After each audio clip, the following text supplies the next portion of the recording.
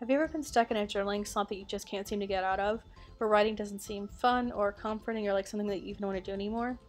Here are a few ways that I found to try to help get out of the journaling slump, and the first one is to spend time alone with no writing plans, to not have any expectations of yourself, to give yourself the time, space, freedom, and quiet to process your thoughts and emotions without feeling like you have to put everything on the page every single day or every single week, month. I've really been liking just writing out a while. Sometimes I'll fill a journal every few weeks, sometimes I won't write for a few weeks on end, just being okay with the process and writing out the journaling slumps and the waves when when a lot of inspiration comes at once and when it doesn't, just being okay with the whole process. In the past 11, almost 12 years, ever since I started being okay with writing however much I felt like at the time, it really made journaling be able to fit into my life a lot more easily.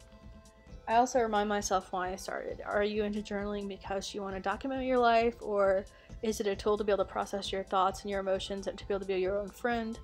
Do you want to have a place to be able to be creative with words or art, or do you want a place to share your secrets? And journaling has become one of the ways in which I'm on my own friend and find some self-understanding. Another way to get out of a journaling slump is to change the environment and the tools, which sounds like something like, oh, that's not going to help. But sometimes I'll switch to a different journal or a different pen, and I won't, or even to a different position. That's what she said.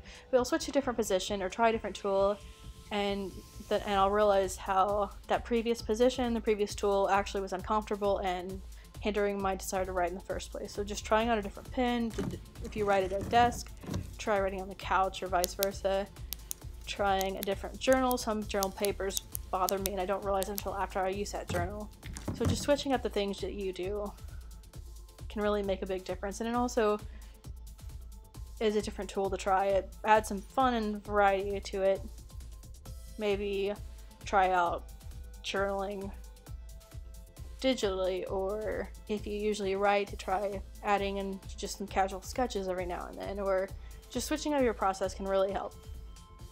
Trying out different tools, whether it's a new pen, different journal, different washi tape, or stickers, can give you something to look forward to. It's something different, and to see how you can be creative with that, and just something to look forward to and something fun and different. Which brings me to having fun with it. Adding in some casual art, finger painting, or making a whole collage out of just stickers, or adding in a whole page of quotes, or doing some fun journal prompt pages like, do you like Pepsi versus Coca-Cola? Just casual fun stuff to get back into writing and to make it feel fun again. Can really make all the difference. I love doing journal prompt pages when I'm in a writing slump, and just getting in the habit of it, even if physically writing more can make it easier to write when you feel like venting or writing deeper stuff. If you've written a while before that, even with journal prompt pages, it can make it a lot more physically easy to write after that. If you tend to do a lot of pretty pages, whether it's fancy lettering or art pages, try doing something casual for a while. Try just straight up writing in a normal plain pen. Get yourself a ballpoint pen and just do a whole page of free writing, something like that, so you don't feel pressure to make it pretty pages. And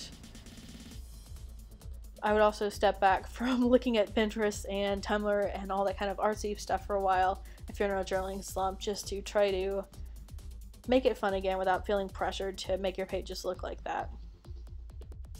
I really like doing these plain, just written pages without any kind of decorative washi tape, stickers, without anything else on it.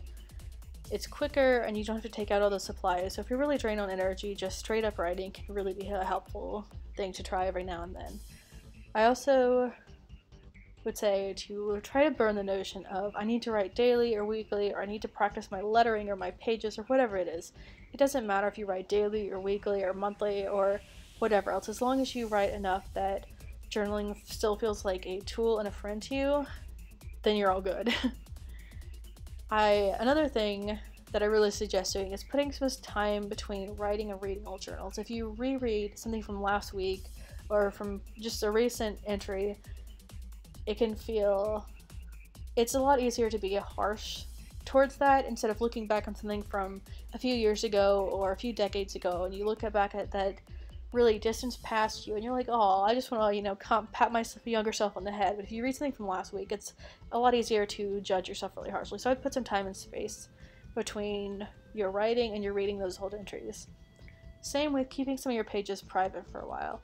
If you're sharing all your pages and you're doing straight up flip throughs online, which as much as I like to look at those, I don't straight up flip through journals because I don't want a journal to become another social media tool where I'm showing like every single page. I show some pages every now and then, but if you're showing all your pages, it can just put pressure on you to make the pages pretty or to censor out some things. So I would really suggest keeping at least certain pages private and to yourself for a while and not turn that into another public facing thing.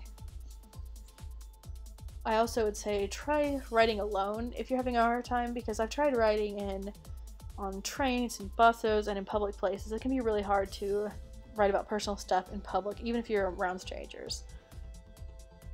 Another thing that really can get in the way of journaling is if you are overcommitted and you're not taking care of yourself in general in life and you're not prioritizing yourself enough, which I know is kind of something that we don't tend to like to say, like, oh, prioritizing yourself is selfish. It's really not. If you don't prioritize yourself and you don't take care of yourself to some extent, you're not going to be able to help others very well if you're completely burnt out.